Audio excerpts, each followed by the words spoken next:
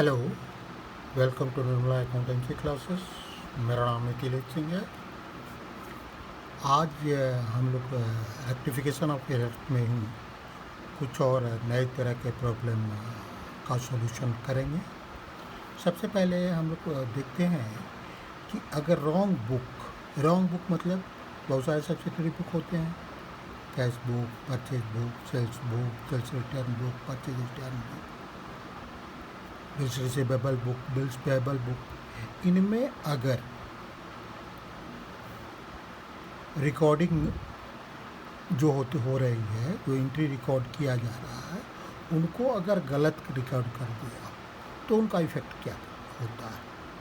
जैसे पहले हम लोगों ने किया था, रॉन्ग और राइट इफ़ेक्ट करके फिर जो रेक्टिफाइड एंट्री था उसको पास किया था, उसी तरह ही करेंगे।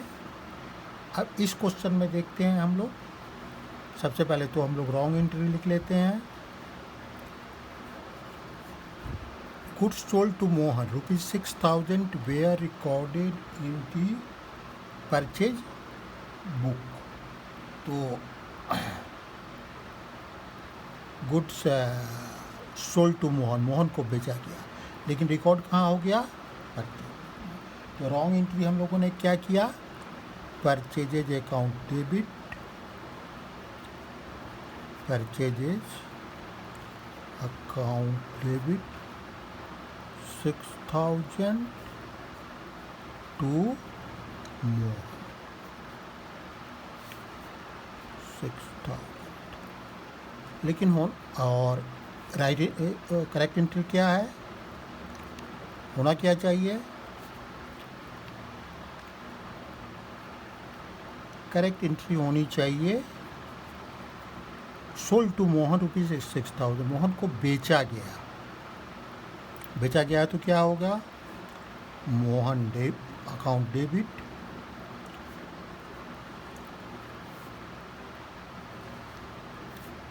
To sales account.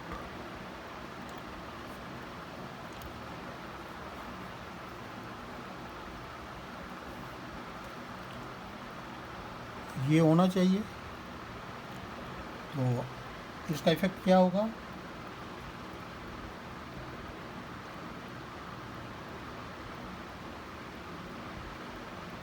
इसका इफेक्ट ये होगा, पहले तो परचेज बुक में जो परचेजेज डेबिट हो गया है उसको क्रेडिट करना पड़ेगा। मोहन जो क्रेडिट हुआ है उसको डेबिट करना पड़ेगा। और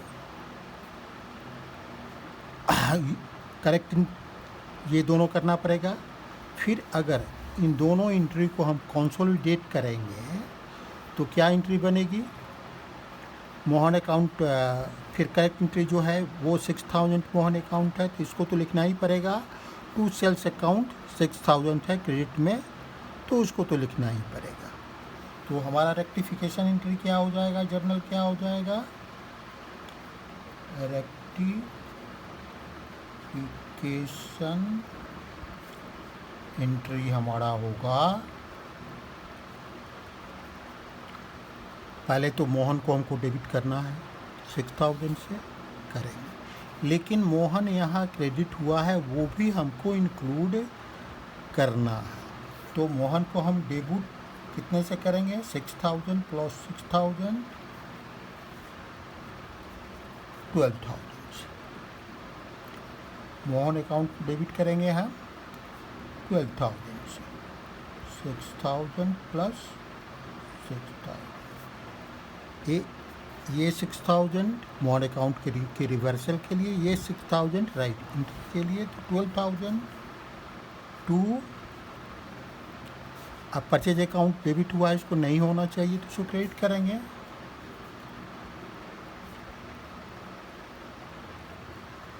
परचेजेज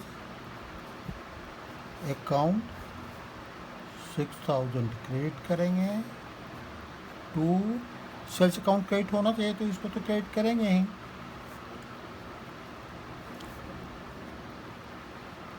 इस तरह अगर बुक्स में एंट्री गलत हो जाती है एक बुक्स के बदले में दूसरे बुक में, तो इस तरह करेक्शन करते हैं। कभी कभी लोग एक तीसरा भी ये करते हैं, प्रोसेस अपनाते हैं, वो भी सही है। अब आप देख सकते हैं, पहले रॉन्ग एंट्री लिखते हैं, फिर एक रिवर्सल एंट्री लिखते हैं रॉन्ग एंट्री का रिवर्सल एंट्री। हमने अभी क्या किया है, इन दोनों को कंसोलिडेट किया है। अभी एक दूसरी विधि सीख लेते हैं, रिवर्सल एंट्री रॉन्ग एंट्री का, एंट्री ऑफ रॉन्ग एंट्री। ये क्या बनेगा, परचेज अकाउंट डेबिट है तो क्रेडिट हो जाएगा, मोहन क्रेडिट है तो डेबिट हो जाएगा। तो ये बनेगा Mohan account debit 6,000 to purchase account. इसमें थोड़ी सी आसानी हो जाती है, लेकिन काम थोड़ा सा ज़्यादा रफ वर्क करना पड़ेगा। अब मोहन यहाँ डेबिट है और करेक्ट, अब इन दोनों को कंसोलिडेट करते हैं, इसको भूल जाते हैं और इन दोनों को कंसोलिडेट करते हैं। उसका जो नेट इफेक्ट होता है उसको रिवर्सल रेक्टिफिकेशन एंट्री के रूप में लिख देते हैं। मोहन यहाँ डेबिट है 6,000 से, मोहन यहाँ डेबिट है, दोनों को प्लस करेंगे तो 12,000 से मोहन को हम लोगों ने डेबिट कर दिया। अब सेल्स अकाउंट क्रेडिट है तो सेल्स अकाउंट को हमने क्रेडिट किया, और परचेज अकाउंट भी क्रेडिट है तो परचेज अकाउंट को भी हमने क्रेडिट किया। तो ये तरीका भी हम अपना सकते हैं, आसान वो भी रहेगा, ये भी रहेगा। अब आपको जो सूट अच्छा लगे वो करें। Bought goods from Ram ₹5,000 is recorded in the sales books. यहाँ गुड्स बॉट किया गया, खरीदा गया, लेकिन सेल्स बुक में लिख दिया गया। क्या रॉन्ग एंट्री हुई? रॉन्ग एंट्री हुई Ram account debit, Ram account debit, account नहीं लिखते हैं मुझे, Ram account debit, Ram debit 5,000 to sales.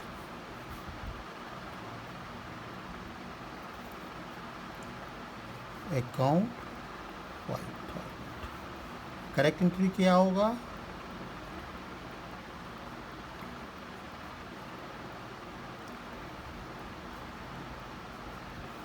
Correct entry होगा, करेक्ट एंट्री होगा बॉट गुड्स फ्रॉम राम। तो purchase account debit,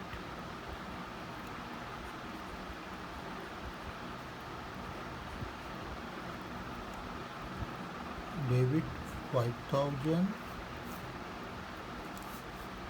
to Ram. Correct ये होता कितना? 5,000।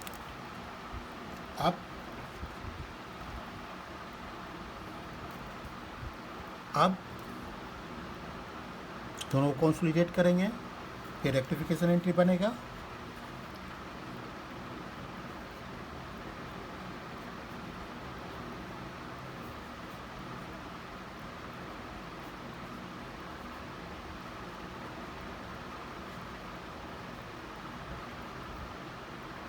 रेक्टिफिकेशन एंट्री क्या हुआ?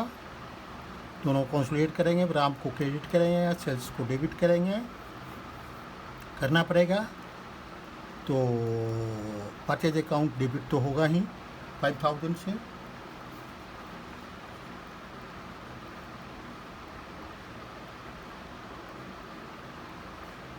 Purchase account debit 5,000। अच्छा, सेल्स यहाँ क्रेडिट है तो इसको भी डेबिट करना पड़ेगा रिवर्स करने के लिए।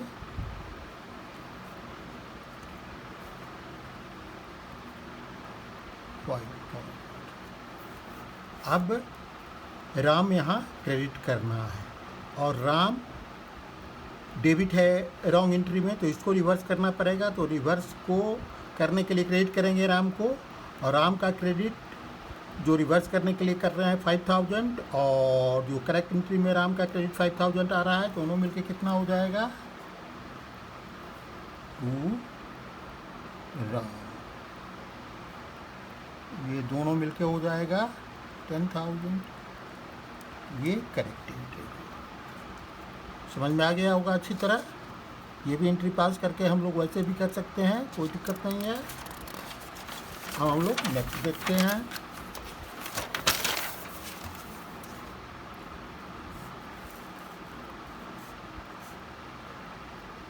ये एग्जाम्पल ही है।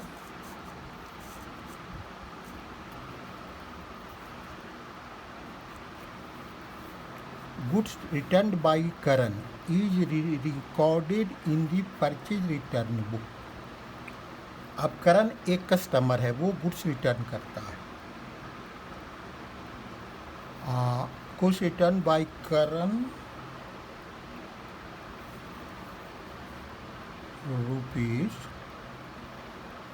₹5000 is recorded in the purchase return.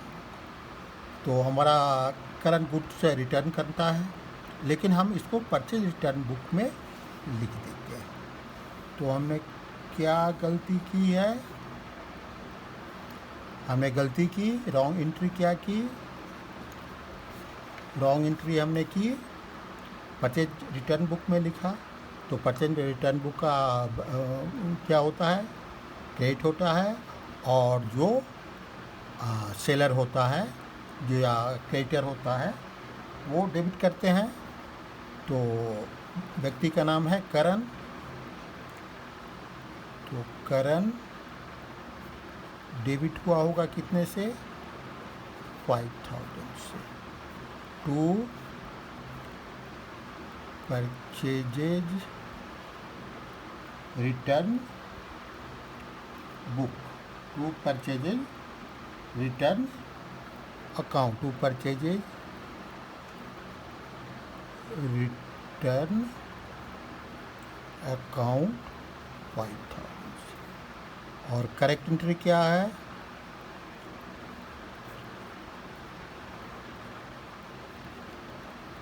Correct entry होगा सेल्स रिटर्न को डेबिट करेंगे और करण को क्रेडिट करेंगे। तो sales return account debit 5000 to Karan. अब दोनों को कंसोलिडेट करेंगे। कंसोलिडेट करेंगे तो क्या होगा? ये इसका इफेक्ट को नलीफाई करना है, तो करण क्रेडिट हो जाएगा। तो करण एक क्रेडिट राइट में होना ही चाहिए, एक क्रेडिट इसके लिए भी होगा। तो करण को डेबिट हम कर देंगे कितने से? 1 डबल अमाउंट से। करण को क्रेडिट हम कितना से कर देंगे? क्रेडिट करेंगे डबल अमाउंट से। डबल अमाउंट मतलब 5000 प्लस 5000 10,000 से। तो हम यहाँ रेक्टिफिकेशन एंट्री लिख रहे हैं।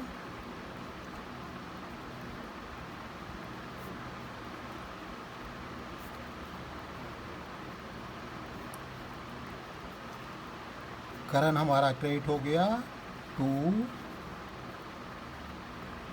करण 10,000। अब डेबिट किसको करेंगे? परचेज रिटर्न अकाउंट क्रेडिट हुआ तो इसको डेबिट करना ज़रूरी है।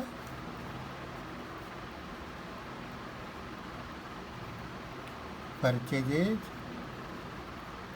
रिटर्न अकाउंट डेबिट करना, डेबिट 5000। और दूसरा सेल्स रिटर्न अकाउंट डेबिट होगा ही। सही एंट्री है ये, सही एंट्री तो होना ही है। Sales return account debit 5000। मुझे उम्मीद है कि आपको अच्छी तरह समझ में आ रहा होगा। आप अगर चाहें तो रॉन्ग एंट्री का रिवर्स एंट्री भी पास कर सकते हैं। थोड़ी सी आसानी होगी लेकिन काम बढ़ जाएगा, और एग्ज़ाम में समय का बहुत ही महत्व होता है। तो इस तरह भी आप इसको समझ सकते हैं। इसको सिर्फ कंसोलिडेट करना है, इसका रिवर्सल करना है, ये लिखना है।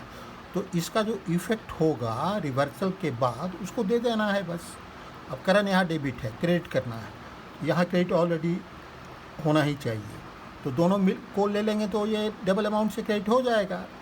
और सेल्स डेबिट होना ही चाहिए, सेल्स रिटर्न, तो इसको करेंगे। परचेज इसको रिवर्स करना है तो परचेज को डेबिट कर देंगे परचेज रिटर्न अकाउंट को। Inward return by Sita is recorded in the purchase book. Inward return by Sita ₹2000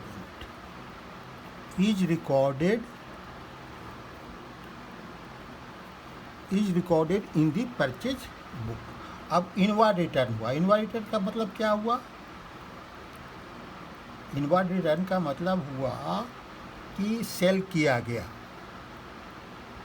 और रिटर्न आया, तो सेल्स रिटर्न नहीं है, तो सेल्स रिटर्न हुआ लेकिन recorded in the purchase book.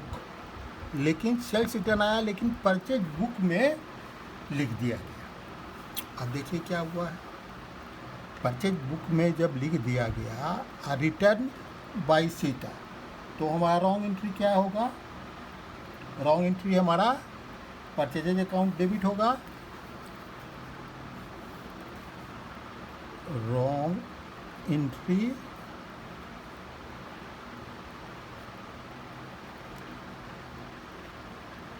Purchases account debit कितना? 2000 to Sita account.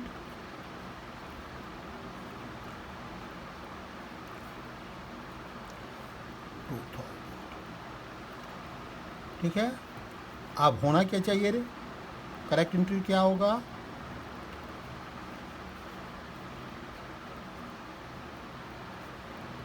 Correct entry हमारा होगा गुड्स इनवर्ड रिटर्न है, तो इनवर्ड रिटर्न है तो सेल्स रिटर्न अकाउंट डेबिट होगा।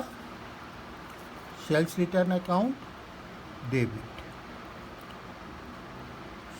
Sales return account debit 2002। कौन रिटर्न कर रहा है? सीता। ठीक है, अकाउंट नहीं लिखते हैं, सीता 2000। ठीक है, तो अभी क्या हुआ? अभी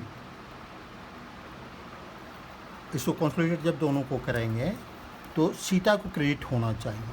रॉन्ग एंट्री में भी क्रेडिट है, तो इसको लिखने की कोई ज़रूरत नहीं है, ऑलरेडी जो चाहिए हमको वो है रॉन्ग एंट्री में भी, तो इसको लिखने की ज़रूरत नहीं है। अब परचेजेज अकाउंट डेबिट है तो इसको तो क्रेडिट करना ही पड़ेगा। सेल्स रिटर्न अकाउंट डेबिट है तो ये तो डेबिट रहेगा, तो हमारा क्या एंट्री हो जाएगा? क्या एंट्री बनेगा?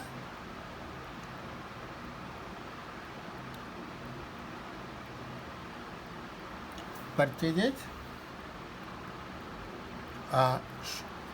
ये एंट्री करने की ज़रूरत नहीं है। परचेजेज अकाउंट डेबिट है तो इसको क्रेडिट कर देंगे, और सेल्स रिटर्न अकाउंट डेबिट है तो ये रहेगा ही। तो हमारा रेक्टिफाइंग एंट्री क्या होगा? Rectification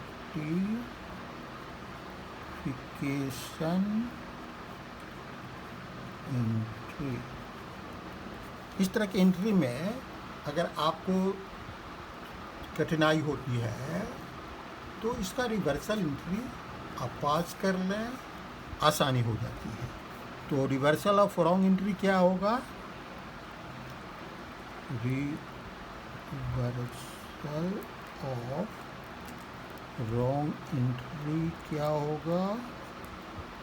Sita debit 2000 to purchases account 2000, ठीक है। To purchases account Sita debit 2000 to purchases account 2000, ठीक है। Sita debit 2000 to purchases account 2000। अब इसको आसानी से भी कर सकते हैं। अब हम लोग को कंसोलिडेट किस को करना है, जो राइट एंट्री है प्लस रिवर्सल एंट्री है। तो करेक्ट एंट्री हमारा सेल्स रिटर्न अकाउंट डेबिट होगा ही, तो ये लिखेंगे सेल्स रिटर्न अकाउंट डेबिट लिखेंगे। अब सीता यहाँ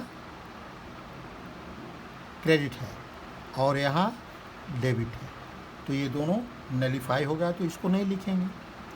टू परचेजेज अकाउंट क्रेडिट है तो इसको बचा हुआ है तो इसको लिख देंगे। रेक्टिफिकेशन एंट्री हमारा क्या होगा, sales return account debit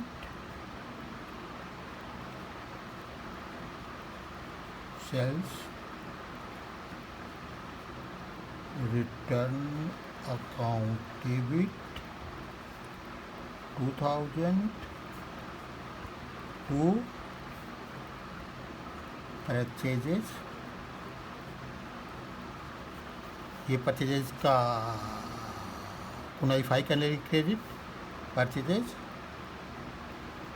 account, या अगर रिवर्सल एंट्री लेकर चलते हैं तो यार रिवर्सल एंट्री लिखा हुआ है क्रेडिट में तो क्रेडिट ही लिखेंगे। तो ये आपका रेक्टिफिकेशन क्लियर है।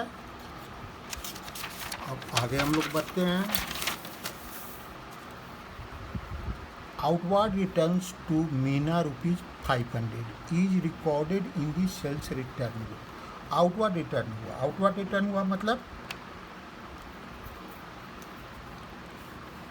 परचेज रिटर्न जो हुआ मीना को 500 का, उसको रिकॉर्ड कर दिया गया सेल्स रिटर्न बुक में। अब सेल्स रिटर्न बुक में जब रिकॉर्ड कर दिया गया तो क्या लिखा गया होगा, sales return account debit.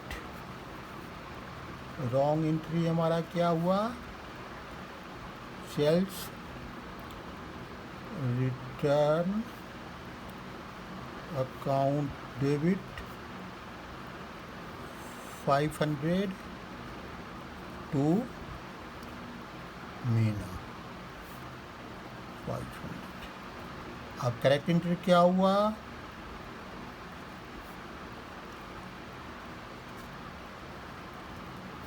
Correct entry हमारा हुआ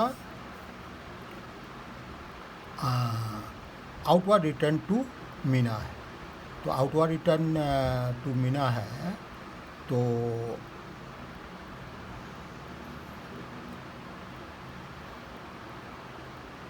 परचेज रिटर्न है, परचेज रिटर्न है तो क्या करते हैं परचेज रिटर्न में, परचेज रिटर्न में मीना को हम डेबिट करेंगे, मीना को हम डेबिट करेंगे, Meena debit to purchases return account 500, या आउटवर्ड रिटर्न अकाउंट या आउटवर्ड रिटर्न अकाउंट, दोनों में से कुछ भी लिख सकते हैं 500। अब ये दोनों को कंसोलिडेटेड करेंगे। सेल्स रिटर्न डेबिट है तो उसको क्रेडिट करना पड़ेगा, सही है। मीना को डेबिट करना है, मीना पहले करेक्ट एंट्री में भी डेबिट है तो दोनों को कंसोलिडेट करना पड़ेगा, तो ये अमाउंट कितना हो जाएगा, डबल हो जाएगा। तो मीना को हम जो रेक्टिफिकेशन एंट्री पास करेंगे,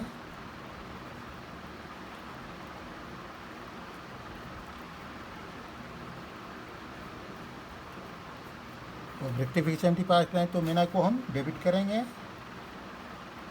मीना डेबिट कितना से, रिवर्सल के लिए 5000 और 5000 एक्चुअल के लिए, तो 500 एक्चुअल के लिए, तो ये हो गया 500 प्लस 500 और सेल्स रिटर्न डेबिट है तो उसको क्रेडिट करेंगे ही टू सेल्स रिटर्न। इसको रिवर्स करने के लिए सेल्स रिटर्न अकाउंट 500 टू जो राइट एंट्री है टू परचेज रिटर्न अकाउंट वो भी करना ही पड़ेगा। तो परचेजेज रिटर्न अकाउंट 500। अब हम लोग आगे बढ़ते हैं। Goods return to Isha ₹700 is recorded in the sales book. अब गुड्स रिटर्न हुआ ईशा को, लेकिन ये goods return to Isha, goods return to Isha मतलब सेल्स रिटर्न हुआ is recorded in the sales book. ये सेल्स बुक में लिख दिया गया, तो सेल्स बुक में लिख दिया गया तो रॉन्ग एंट्री हमारा क्या हुआ,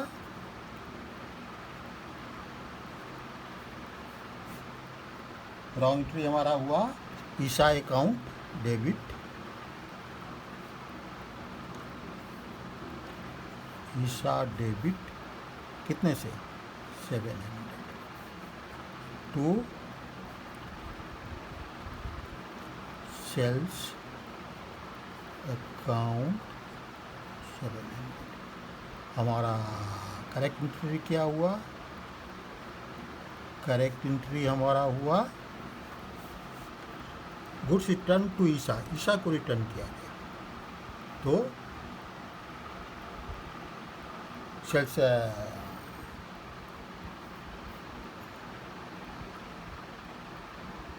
ईशा को return, goods return to Isha, Isha को रिटर्न किया गया, सेल्स बुक में लिख दिया गया है। ठीक है, तो ईशा को रिटर्न किया गया है जब गुड्स से तो परचेज किया गया है तो ईशा को रिटर्न किया गया है, तो राइट एंट्री क्या होगा, पर Isha account debit to purchase return, Isha debit 700 to purchases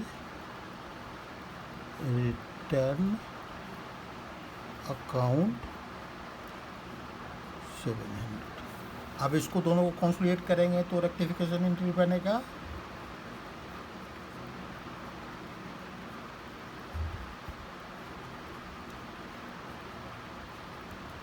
rectification entry क्या होगा, ईशा डेबिट है तो ईशा जो क्रेडिट करना पड़ेगा, ईशा यहाँ क्रेडिट राइट में भी है, करेक्ट एंट्री में भी है, करेक्ट एंट्री में भी करना पड़ेगा, तो दोनों को जोड़ लेंगे तो क्या हो जाएगा, ईशा को डेबिट कर देंगे हम डबल अमाउंट से, ईशा को डेबिट कर देंगे हम